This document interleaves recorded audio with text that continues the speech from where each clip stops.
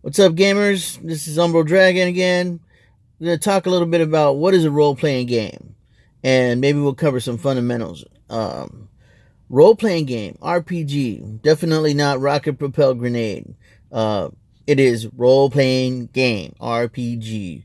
Basically, what it boils down to is you're a character in a story, and it's mostly conversation between you and some friends, making up this story. It's usually a set piece.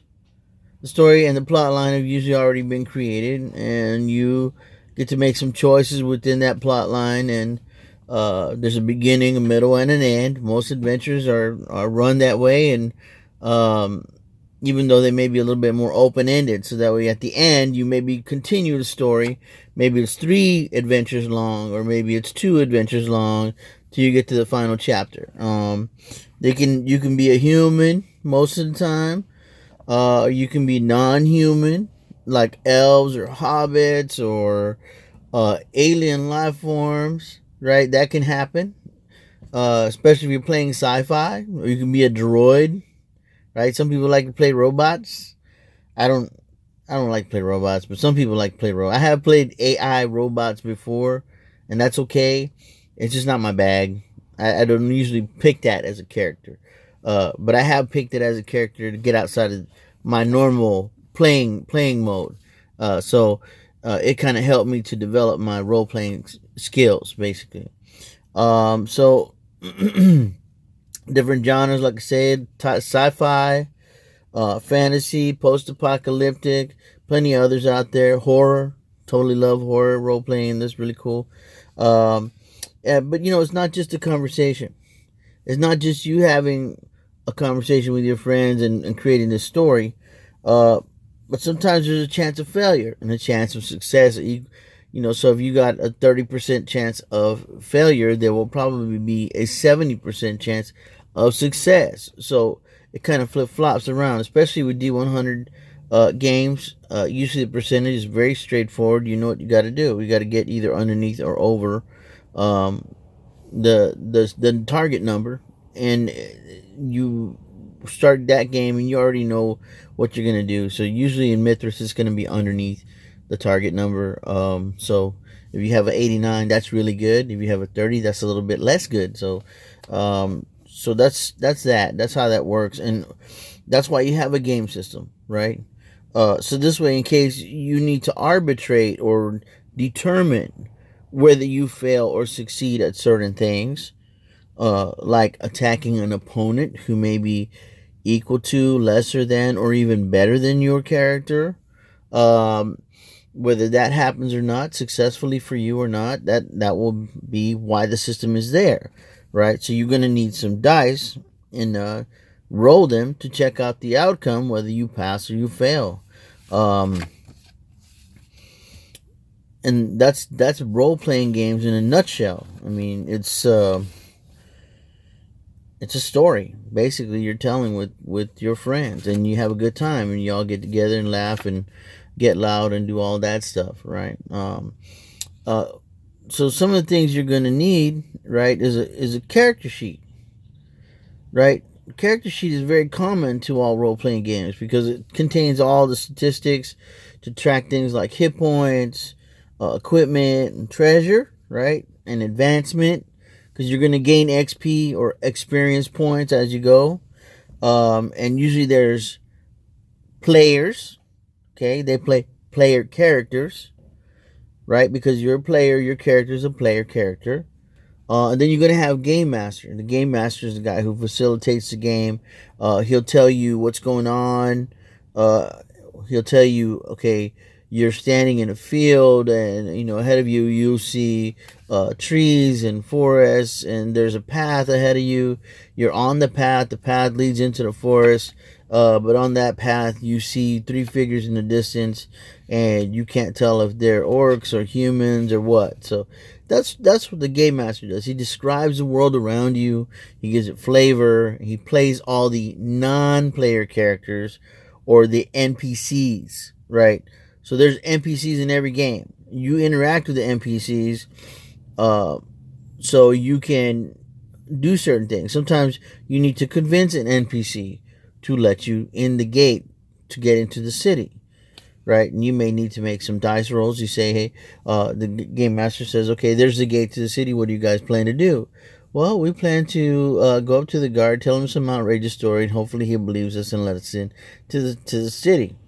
Okay, so go ahead and make your dice roll for whatever skill you use. So maybe persuasion or intimidation or whatever it is that you use. Excuse me. Once you get into the city, you pass the test. You make the dice roll to see whether you pass or fail, and all that information is going to be on your character sheet, right? Again, on your character sheet, it's all right there. Okay. A game master is also known as a narrator, a storyteller, a dungeon master. Um, there are other names I have been called. Some of them not so nice, but that's okay. We're just playing around, right? And once you get past that, right, you got to think about, okay, now I'm ready kind of to jump in. I got some friends, but we don't know what we're going to do, okay? So the first thing you're going to do is you're going to go to the designmechanism.com, right? You're going to find it on Google, find Design Mechanism, and you can just download for free Mithras Imperative, okay? In another video, I'll show you how to make a character. It's not hard. It's very easy. It's just step by step, right? They got the rules there. They got step by step guideline in there so you can make your character exactly how you want it, and soon you will be playing games like the rest of us, and you'll be enjoying this wonder of RPGs. And you're gonna copy the Mithras PDF down, and you can download it, right? Or you're gonna make a character sheet, right? You can download that if you want to. You can print it out so you can write on it. I would suggest, if you have the ability to do that, to go ahead and do a couple of those for yourself. If your friends need some, then they will need probably 2 each, because you might wreck one and make the other one look nice, okay? You're also going to need some writing utensils, right? Pen, paper, pencils. You're also going to need some polyhedrons, right? Some dice, some RPG dice. But fear not, if you don't have any money, now this is all free so far, right? You can freely download the Mithras Imperative. You can freely download character sheets. And you can also get free apps that are dice rollers, free dice roller apps for your phone. You just go to whatever you do, iTunes or Android, Play or whatever, and you can download an app for your phone that will give you dice rollers for all the different polyhedrons you will need, like a D4, which is 4-sided, D6, 6-sided, D8, and you get the picture, right? And then once you get going, all right, since you're playing the default setting in Mithras, you're going to be using Miros. And you can download Saranaya's Curse, which is an excellent game to play as a starter game. And you can just do all this stuff for free. You don't have to pay anything. And then when you decide you like this game, you can go ahead and purchase Mithras, the core book, and get into that. That has all the magic and everything, more equipment, more stuff in there you can use, more rules you can have access to that you might be curious about how to handle. And so once you get going with that, that's you're on your way. And so you start playing. You've already played a little bit, and one of the things you can do is to get better at playing the game is to understand the setting. If you don't understand the setting, you're probably missing out on a whole lot of information. So, like, most of us are familiar with like a Star Wars setting, okay? Some of us are familiar with a fantasy setting, although they vary widely, right? So you may have a fantasy setting, a classical fantasy setting where there's dragons and goblins and kobolds and gnolls and Sahagin and or Sawagan. I don't remember how to say that properly. I mean, I was probably screwing it up, but uh, you got all kinds of different things in a classical fantasy setting, and even then, that can be like a Sylvan setting where you have like little fairies and you got pixies and all this stuff, where it's more what they call Sylvan setting, more fantasy like, with unicorns and all that stuff. Um, Once you understand the setting, and when you begin, my suggestion to you is play a human race. Play human, okay? It's probably the easiest for you because you understand how to play human already because you are one. Go figure. Okay, so human, right? Play a human race. That's pretty easy, all right? It's not a big leap, right? Next thing to consider is probably play a warrior type. Why? Because there's usually fewer rules. And it's pretty straight up. Okay, you're a warrior. What do? I attack things. I kill stuff. That's what I do. Okay, so that makes it fairly simple. You don't really have a whole lot of choices. Let the other guys try to figure out, how do I cast a spell? How do I do this? You can leave that to them. Um, Keep a simple and generic background. Okay, don't try to get too complicated with plot twists and revenge and all this other. Keep it very simple. I come from a village. I was a farmer. uh, Goblins burned down my village, and I was taken in by one of the soldiers who found me later on, and he trained me to be a warrior just like him. So now I'm a soldier, and I'm a mercenary for hire, or I am an adventurer seeking to find my fortune in the world. Pretty simple, right? That's no, you don't want to get too complicated because once you get started, you can make more complicated characters and you can add to that. You also want to ask questions, right? And take the role of the protector. If you're a warrior, you're going to protect everybody because that's kind of what you do, right? You don't want the wizards to get killed, or the clerics, right, to get killed. You don't want a merchant to get killed, because he's going to pay you. The healer's going to heal you. The wizard probably might probably help you in battle with some spells that they know, that may help you. And in general, people are going to be looking to you to keep them from dying if violence ensues, and you are the one with the weapons, and you are the warrior. So that makes it very simple. You understand your strategy, you understand your mission, and you will collect your share of the treasure, no doubt. Because you go, hey, I saved you guys' lives. Done. My share of the treasure. Easy. No problem. You also want to keep a notebook. Take some notes as you go, because as the story evolves, there may be key characters in there. You're going to want to remember their names. You may want to remember the story of an enchanted item that you might be looking for.